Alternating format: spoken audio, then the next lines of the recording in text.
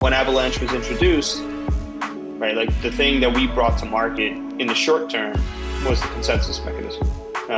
It's not talked about enough today, in my opinion. Like this consensus mechanism is like pretty badass. Awesome. Yeah. Hello, everyone. Welcome to Chorus One podcast with another Avalanche related episode. Today, Erwin and I are back. And as you know, we tend to join on the Avalanche related topics. So yeah, it's an exciting episode today. We want to talk about Avalanche economics and tokenomics and the new requirements that are being discussed for subnets and validators. And for that, we have the best man to discuss about it, Luigi. He's the head of DevRel for Avalanche. And yeah, welcome, Luigi. It would be great also for you to introduce yourself. Thank you. It's great to be here, Erwin, Luis. Been a fan of you guys for a while. Really got into, when I was really going deep into crypto, I was actually watching a lot of Epicenter podcasts with Maher, who obviously, plays a big part, and Brian, of course, with Chorus One. So very cool, full circle for me to be on with you guys. Yeah, a little background on myself. First, I am in Istanbul right now, ahead of the Avalanche house tomorrow. So we're recording this right now, and I'm excited to meet everybody. We have over 2,000 signups, so it looks like it's going to be a good event. In terms of my story, my background is in traditional finance. So I came out of school, worked at Citigroup for about 7 years or so, trading different products, whether it be on the derivative side or cash equity side. Also started more in like middle office stuff, so kind of really understand what it takes behind the scenes, for settling of securities and different assets. And then, some point, when I was on the trading desk, I think it was 2011, found a Bitcoin white paper and read that. Thought it was super interesting. Couldn't get it out of my mind. Bought some Bitcoin and then sold it when Apple Pay came out because I got the thesis wrong, but came back many times after. And then one of my friends turned me on to Ethereum in 2015 or so, and was pretty involved there. Attended all the meetups. Ended up building a product. Actually, ended up building a SocialFi app in 2017 or 18 on a blockchain called Appchain. For any of the people who've been around for a minute might remember that. And yeah, then when DeFi really started to be born, it was obviously married a lot of my interests and was very active, in that space for a while, and joined Avalanche about a little over 2.5 years ago. So it's been a while. I'm getting some gray hair, but it's been a lot of fun. And yeah, my role is really I started at Avalanche running DeFi on the BD side, and then this year actually took over the developer relations initiative, and we're doing cool stuff on that front as well. So pretty excited. But yeah, that's sort of my quick synopsis of how I've whirlwinded into this space. Yeah. So for context, I'm also recording from the hotel room. I'm here in Istanbul as well for the Avalanche house tomorrow. We're really excited. But yeah, I think we can kind of dive in. I can kind of shoot the first question. We're mainly we discussed with you before, Luigi, we want to talk about this, Luis mentioned, the tokenomics revamp, let's say. So, but I think the first question is always let's recap a little bit for context, right? So, can we kind of go through the tokenomics around AVAX right now? How does it relate to subnet specifically? Because I think this is one of the crucial points. Perhaps you can Sure explain to us. Yeah, so the current construct of the way AVAX sort of is integral for the network in particular, there's a few ways. Obviously, Avalanche architecturally has the sort of primary network, C, P, and X chains, and all fees on that primary network are burned. So that's obviously the obvious value accrual mechanism for activity on the primary network. And more specifically, as it relates to subnets, the current construct is one where you have basically sort of this primary network, and because of Avalanche consensus, you have this ability to have a lot of nodes, let's say thousands or tens of thousands of nodes. And because of this, the current way of deploying a subnet is that if you're a validator on the primary network, you can also validate the subnet. Now, the requirement to validate the primary network is to stake 2,000 AVAX. That's the current that has been the construct since day one. It still is, and basically you can think of it as, okay, the more subnets that go live, the more validators on the primary network. The more validators on the primary network, the more AVAX that gets tied down in supply, and you're literally taking supply and locking it by staking it. So it's the combo of those two value accruals, which basically lead to reduced supply via burning and basically increased demand of AVAX as you need more, or as more interesting subnets come online, and validators would look to validate those. The other thing that's important to note is that, and then I think this is a misconception. There are only for example, if you stake 2,000 AVAX to a node on the primary network, that does not give you the ability to validate infinite amount of subnets. It gives you the ability to validate as many subnets as you probably can on a machine, which maybe, I don't know, 3 to 5 depending on the size, maybe more, maybe less. And so basically, even if you're the same entity or person, you would continually need to stand up new validators with the 2,000 AVAX to be exposed to additional subnets. So that's the current model. It's really like a tying down of supply story. Yeah, especially this last point for people like us, like Chorus One, we want to be kind of in as many interesting subnets as possible. That means we would have to have multiple validators, which we already have, but it is definitely something to keep in mind. Yeah. I think maybe for context as well, just before following up with another questions, we're going to talk about a proposal by Patrick that was posted, I think it was 3 weeks ago, called The Path to 100k Subnets. We'll post it as well in the show notes. But yeah, I think the immediate next question is, why is there a proposal for this, and why are changes being explored? What are the current problems of the mechanism, and so on? What are your thoughts there? Yeah, great question. And I think you're specifically referencing the new Avalanche community proposals on GitHub, ACPs. Yeah. And these ACPs are these are basically a new construct for Avalanche in particular. I know Patrick O'Grady, who's VP of Engineering at Avalanche, posted a thorough discussion post initially, based on a lot of community feedback that we received, based on a lot of BD feedback we received on the business development side and across the board. And really what this, if I could kind of simplify it, the discussion post, I want to be specific, the discussion post, which is different than the actual ACP, highlighted 3 sort of specific changes that could be made to the architecture that could help benefit certain things. The first one was really to enable somebody to validate a subnet without needing to validate the primary network. This would obviously be a big change. And the reason for that, in a lot of ways, is because there's a few reasons. One, because institutions in particular struggle in the current regulatory environment to be able to validate something like the C chain, for example. There's a lot of activity on that chain that it's hard to get your arms around. It's completely permissionless, etc. And so if they want their own sort of permissioned subnet for institutional purposes, they also need to validate the C chain. That's not something that they're interested in, frankly. So there are ways around it, and that has worked in the past, but it's still not a clean model. So the question is simply, could we make this better?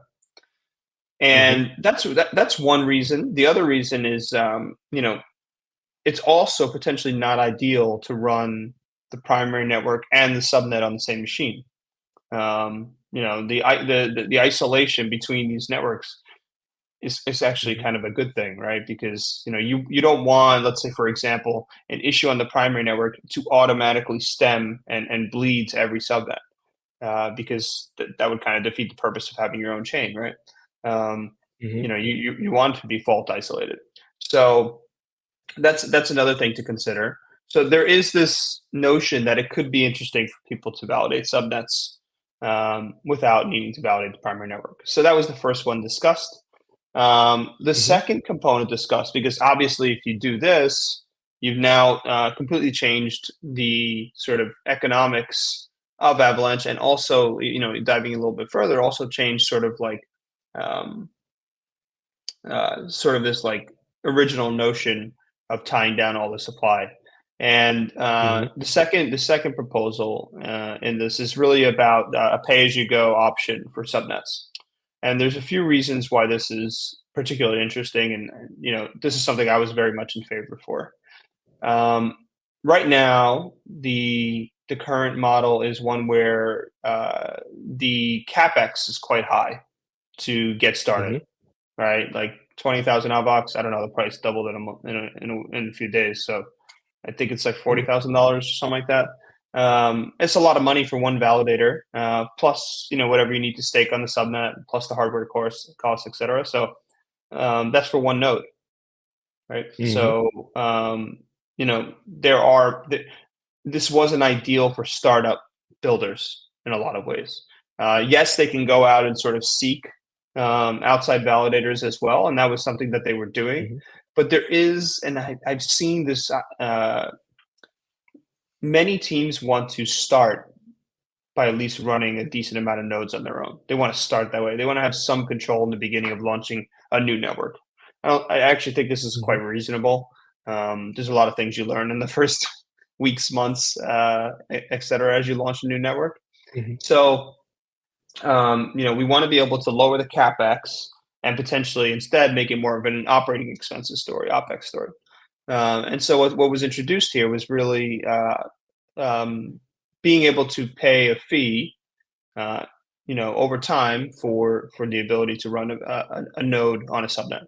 So each node on each subnet pays a fee in AVAX to the P chain, right? Because the P chain handles all staking for Avalanche. This is like quite a big difference in Cosmos, architecturally, right? So the staking isn't handled on the individual subnets.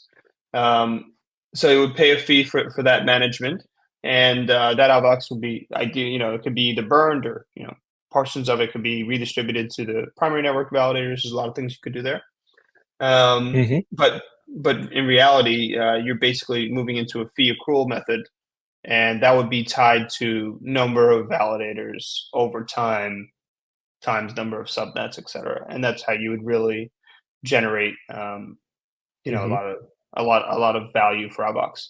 The interesting component here is like this would lead to more subnets in general, in my opinion. Obviously, you're reducing the costs. You're making them probably one of the cheaper sort of. I don't know if cheaper is the word, but yeah, one of the more lower cost abilities to launch your own network, with a lot of the cool things already built in. So that was the second component. Do you have a question on that? No, go ahead. Oh, okay. Yeah, the last one, part of the discussion post was basically introducing like this bonding mechanism. I think there's still stuff to be fleshed out on this front, but basically on this one, you can use the primary network AVAX that's staked as a validator to bond to a validator on a subnet, and thus receive some value in terms of fees. I know this is similar to some of the things Cosmos has explored in the past as well. But this would provide additional security, allowing people to actually also receive some benefit from subnets as well. So there's like the three-pronged approach to making some changes to the architecture. The first ACP was actually posted, which is ACP 13, which doesn't introduce all three of these elements. What it does, it just cuts the first one, which is allow somebody to validate a subnet a subnet only without needing to validate the primary network. And it also in turn introduces a bond of AVAX, right? Because before you need to stake 2,000 AVAX, and we don't have the fee implementation implemented. We don't have the pay as you go implemented, and that's not been approved. So it would need to be a stepped approach. So that's in discussion now, and so far has received quite good feedback. No, I remember like there's been a lot of discussion already. So it's good that we're doing this podcast kind of to review it as well a little bit. We were in this thanks to the guys Google Pool as well. Like we had this chat with Patrick already as well, you and a whole bunch of other people. It was really nice. I'm wondering here, like zooming in a little bit on this the tokenomics again. If like this value accrue mechanism, this new value accrue mechanism, right? Did you guys already kind of run some numbers, let's say simulations, or like what is the status now with like potential number of subnets, and then let's say we do this pay-as-you-go model, compare like is it way more subnets? It's reasonable to expect that more subnets will come then, and then how this compares in terms of the numbers. Yeah, I mean, there's been analyses run sort of internally. None of that's really been shared because I think especially when it comes to something like an ACP, we'd be really interested to see the community perform some of these analyses in particular. Like what was not proposed was really how much AVAX would be burned in the fee, right? So there's a variable here that needs to be defined. What was sort of outlined was like, hey, here's like the methodology to get more adoption. We have constantly received feedback that a subnet is one of the easiest sort of launch your own blockchain technology to use, right? And so getting that in the hands of the most people possible, especially where we are as an industry right now in terms of the growth aspect, it is very attractive. So I've done my own sort of math, and obviously when you go from like a capex to an opex model, basically like you really need to zoom out, because when you're looking at it from like one subnet perspective, yes, you would tie down a whole lot more AVAX in one subnet in 1 year than you would burn over time. But tying down supply can be very lumpy. It can be very volatile, right? Because if there's let's say there's like a Terra Luna situation on a subnet in Avalanche, and there's like 10,000 validators and a lot of AVAX stake, and there's a big issue. Now all that comes offline, and you didn't get any real benefit for like, let's say the past 5 years of it being staked, right? It was a temporary benefit. Whereas in the OPEX model, you're burning supply as you're going, along, and this is sort of cleaner in terms of like, number one, defining the benefit stream, like we call it benefit stream in the valuation methodology, but basically that is basically fee accrual, and that's on top of something like all fees burned on the primary network, and the seed chain being the hub. Naturally you'd expect there to be value and fee generation there as well. So the story becomes like really interesting because when you look at something like Ethereum, basically the value accrual story is pretty simple. Settle your transactions on L1 and buy and burn ETH to do so. Like, okay, get it. Here we have a different methodology, which is one that has also this primary network, this very stable quote unquote mainnet that will burn all fees, and then there's on top of that another value accrual mechanism that is tied to sort of this growth of quote unquote app chains. I'm thinking of a new name for app chains because I really don't like this word. I'm struggling, but we'll come up with something. So it becomes like more of a two-pronged value accrual story, which is exciting to me. And it also puts us. We could talk about this later, but I think there's a really interesting dynamic between fixed fees versus variable fees launching your own blockchain. Yeah. And like so this is actually a good call to the community, like do some analysis and kind of discuss this in the open. Like I can already imagine a few members of the community in my mind that could do a good job here. So we'll be kind of reaching out. Yeah, especially as we transition, like from Avalabs has obviously been like the main, contributor in a lot of ways to the Avalanche ecosystem. And I think it's really important to kind of push and sort of accept the community to kind of like drive the discussion going forward as well. So absolutely. I'm really actually, I have to shout out this, like really happy with this initiative. It's definitely kind of coming, and you guys have talked about it before, like hey, it's coming, we're discussing it, and now it's here. So like we should make the better use of it. It's up to us. Yeah. Then being a little bit of the devil advocate, right? The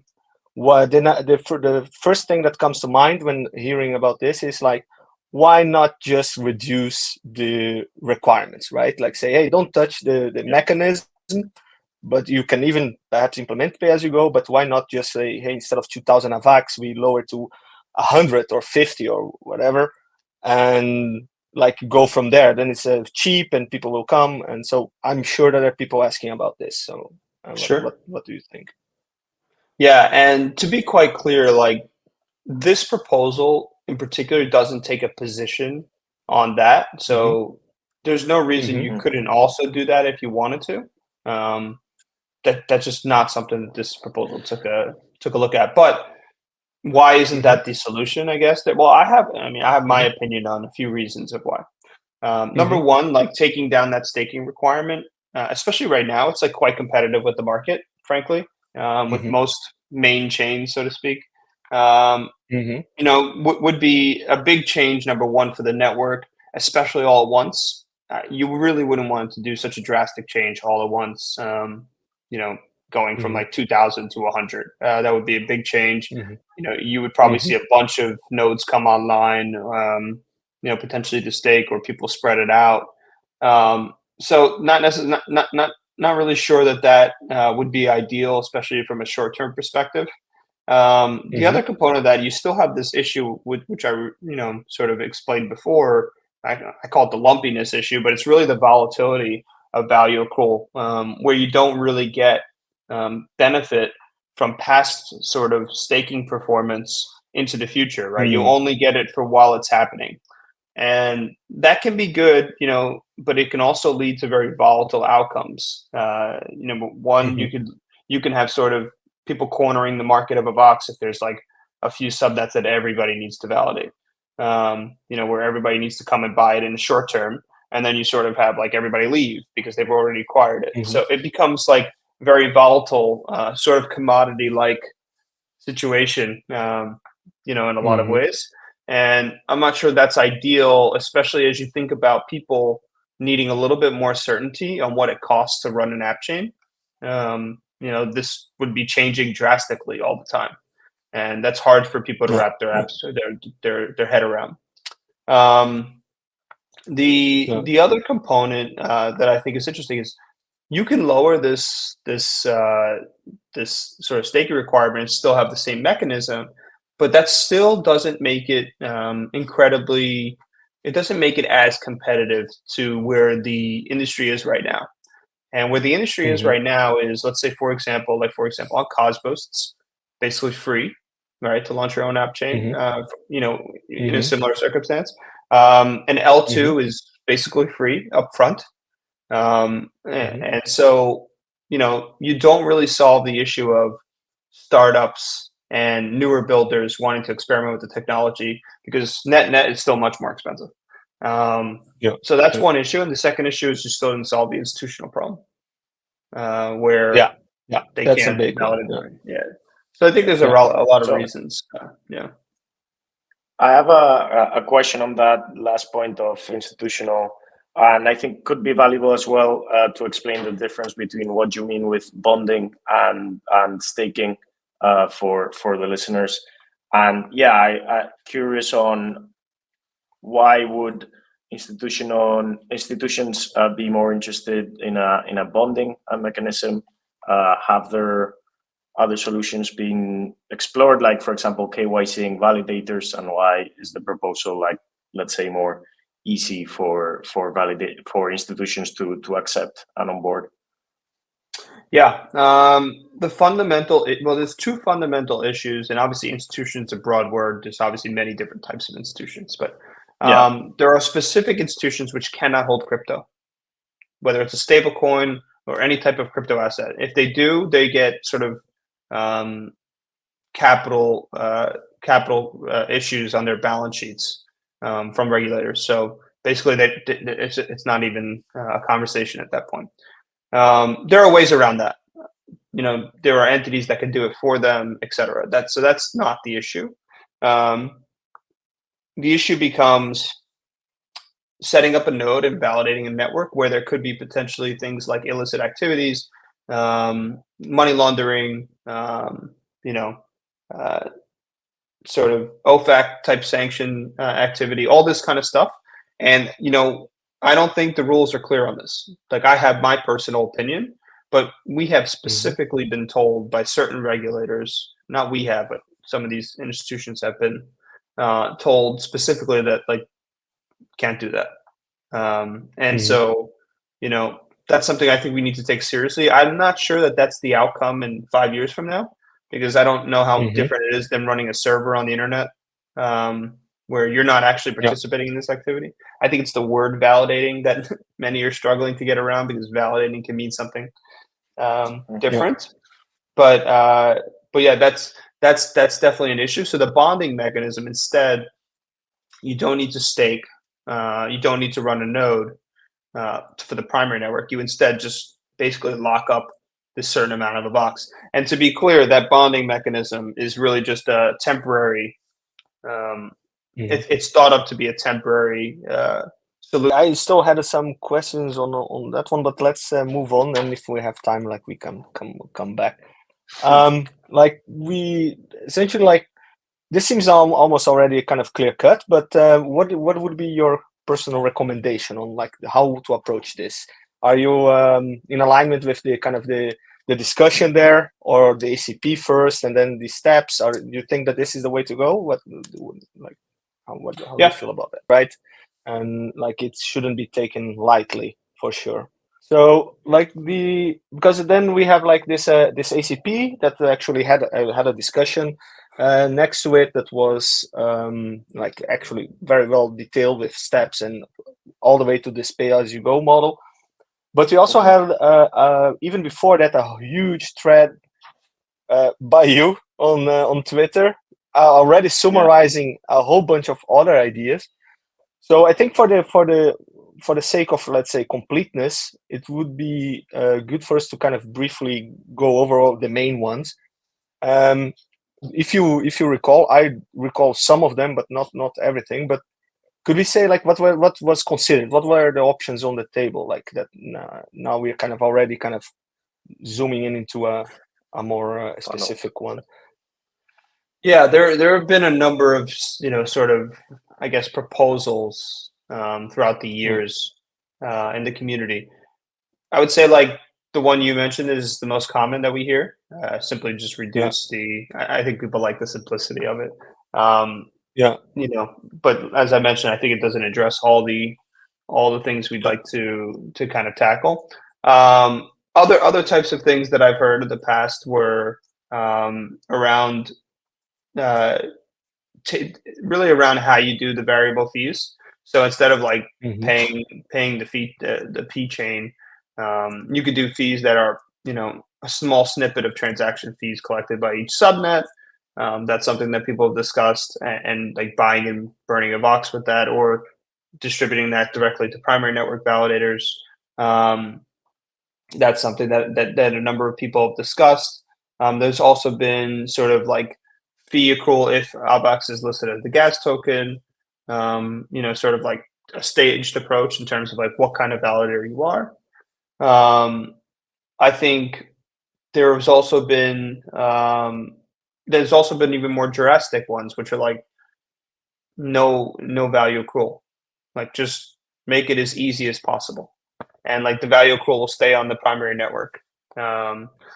This is another sort of approach. I think I think with all these things there are trade-offs, and you're really trying to strike the right balance. Like one thing that we felt strongly about, especially me and I think Patrick as well, was not creating value accrual for value accrual's sake, but value accrual where there's real value accrual happening. Like I'll be pretty blunt. Like I do feel like some ecosystems that are optimizing for value accrual at this stage in particular, I think that's a mistake. Because I do think the value accrual is directly sort of balancing against your adoption in this space, different than others, right? Like imagine you were a SaaS company, and the more adoption you got, the worse your profit margins were.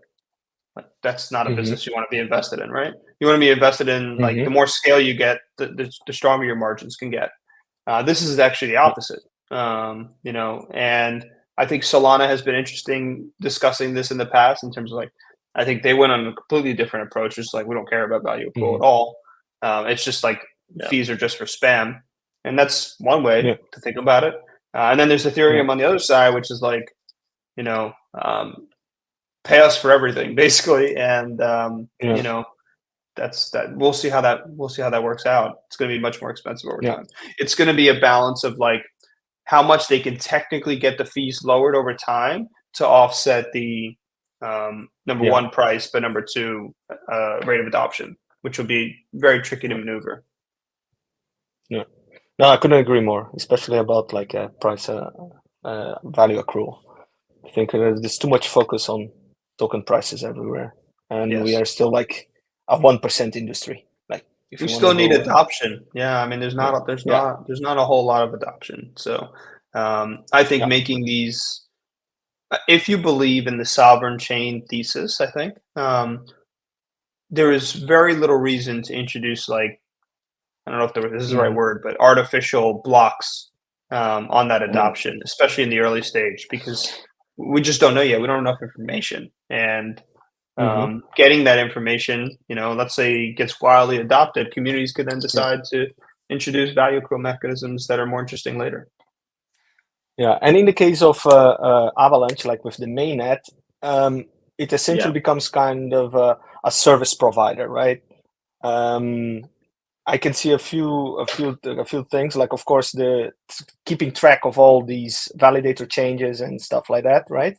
That's one thing in itself. It's what will enable like Avalanche warp messaging. So I guess like it's also one of the main kind of, without this AWM doesn't work. So we need like it's a service that chains can opt in. Hey, I want to communicate with other subnets. You are implicitly using it.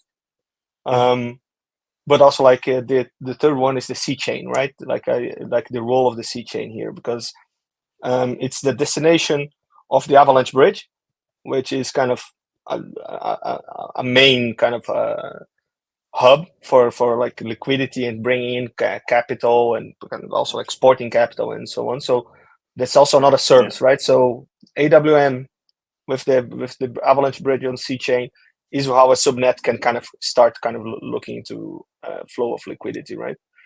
So that these are services that I guess like are in the thesis of, hey, you pay for this. That's why you're paying, right?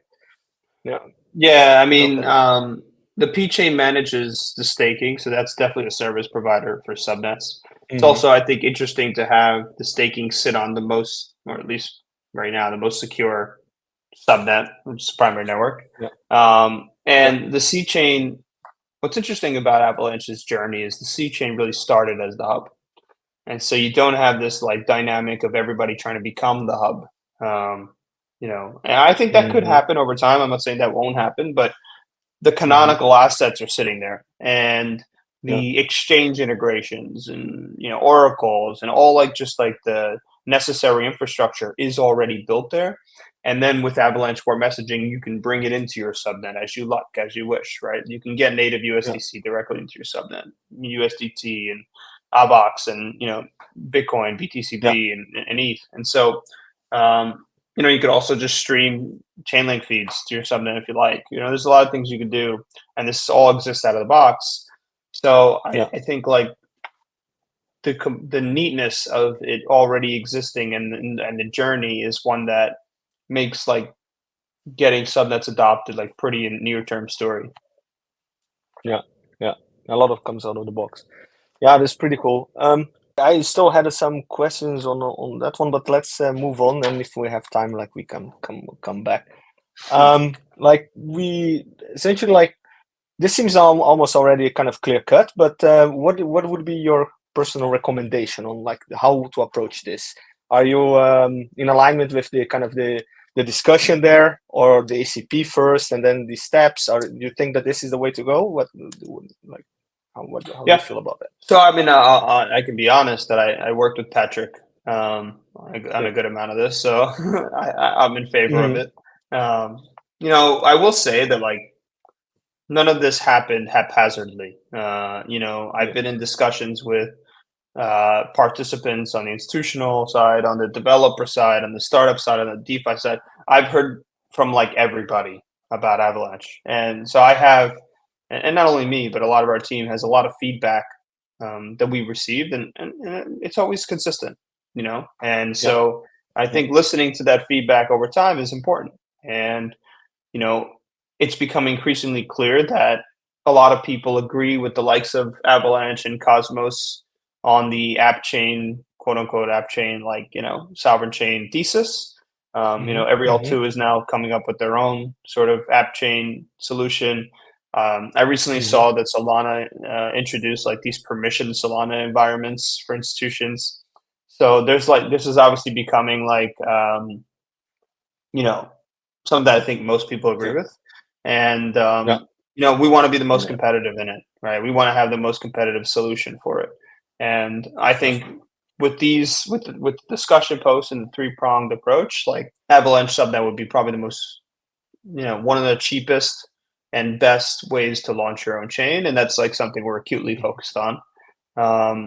You know, that also gives you, you know, a very strong sort of foundation, you know, with respect to the Avalanche Foundation, all the programs that it has to support builders, the Alva Labs team, you know, that is there sort of, you know, working pretty day and night to help support builders and the ecosystem. I think that's a unique advantage to us as well. So yeah, I think this strikes a nice balance between nailing adoption and providing a very long-term fee accrual, value accrual mechanism. Yeah, I think I'm pretty interested about what are your thoughts. Like, for example, I think you know that we're also pretty involved with the Cosmos ecosystem, and Atom is an example where its value accrual is not really clear, but in a counterpart, app chains are pretty robust and well developed, and there's a clear framework on how to spin up your app chain, your validator set, and so on. So yeah, I was just curious about your thoughts on the differences between an app chain and a subnet. Not sure if you'll change the subnet name, but subnet, and also between Avalanche and the Cosmos Hub. Yeah, great question. So I think it's clear from like day one, and it's funny because like I think, you know, Jay Kwan, right, founder of Cosmos, is like Emin's student back in the day. Emin's founder of Avalanche. Right? So it's interesting that, you know, the architecture has a lot of similarities. I think that, you know, there have been strategic differences in particular. One has been sort of Cosmos has taken this very free-form approach to everything, not just the architecture, but, you know, how to build an ecosystem as well. And that has been beneficial in a lot of ways, right? Like, you know, it also helps that they were quite early with respect to coming to market, and, you know, they were the sovereign chain sort of thesis ecosystem out there. So anybody who's interested in this thesis naturally would be involved and want to play in Cosmos. And so I think that makes a lot of sense. When Avalanche was introduced, right, like the thing that we brought to market in the short term was the consensus mechanism. It's not talked about enough today, in my opinion. Like, this consensus mechanism is like pretty badass, and, you know, it allows for I could talk hours about it. yeah, it allows for like, you know, thousands of nodes with sub-second finality. So, like a Cosmos zone, for example, you have 100 or 200 nodes, and you still have 6-second finality with Tendermint. The C chain, for example, which isn't even, it's not even being put to the test. It takes a very conservative approach. Has 14 to 1500 nodes, and still has 2-second finality. There are subnets that run with 1-second finality, and there are efforts to reduce that down, like to 250 milliseconds, and that is pure finality. Like not all these other games that a lot of other ecosystems are playing with, optimistic confirmations or all these other things. Like this is the transaction is final, and this is actually evidenced by sort of Chainlink's approach and deployment of CCIP. There's only a few chains that they've actually deployed it on, and the reason was simply finality. They couldn't get from what I understood, they couldn't get their heads around like deploying CCIP on an L2. So they deployed it on Polygon, the sidechain Polygon, Avalanche, ETH, and I don't remember what the other chain was, but I think finality is going to be increasingly important over time. I think the ability to scale nodes can become increasingly important over time. And so when Avalanche came with this consensus mechanism, it allows for different design decisions than Cosmos can take. Cosmos couldn't start with Avalanche's first model, right? Because you wouldn't want more than that 100 to 200 nodes, where Avalanche is really inviting it. Same thing with this new model. It's the same problem. Like you would be, if you were in Cosmos, you'd be penalizing once you get past a certain amount of nodes on purpose. If you were trying to do some value accrual mechanism. Whereas Avalanche is like, no, we want to see that. That's exciting to us.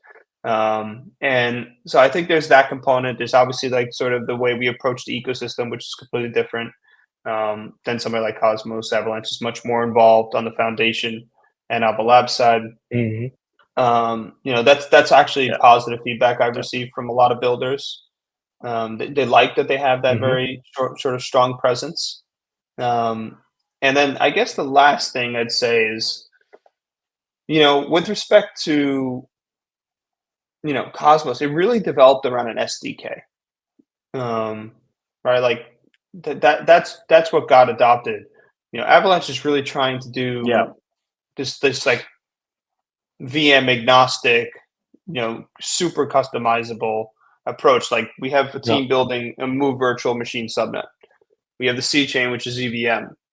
Patrick O'Grady is running the Hyper SDK, which is a whole new SDK that uses Go with a WASM layer on top. Like all three of those can talk with AWM, Avalanche Web Messaging, and now you've sort of built a network that has a consensus engine as this sort of plugin to any virtual machine which can execute. And this just allows like different builders to do different things than I think you could do with the Cosmos SDK. Yeah, this is extremely powerful. In fact, like I was what I would like to see. I have kind of my personal opinion, of course, and it's like when people realize that you can actually have multiple chains on the same subnet, and so like actually a chain, it can be a different backend, right? You can have kind of a content delivery thing, you can have a database thing, you can have like the logic, like the logic part, all in kind of different backends. The same way that you're going to develop a Web2 application nowadays, and you choose a database for this, you choose I don't know, like a CDN provider somewhere, like all this kind of stuff are different backends, and then you kind of build your application on top.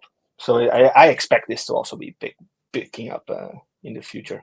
Would love to see that. One thing we learned is that it's so customizable that you really need to like give people direction, because developers like then don't know where to start. They're like, I can do this, I can do this, I can do it. It's like, but we need to start somewhere.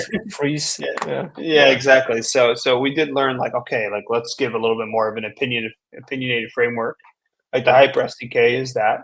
And that's helpful. Yeah, DevNet is coming soon. I hear, right? Like there's gonna be really soon. We locked them in the basement, so it's coming. It's cool because it's different than anything Avalanche has ever done. People are building on it while it's in development. That's never happened for us.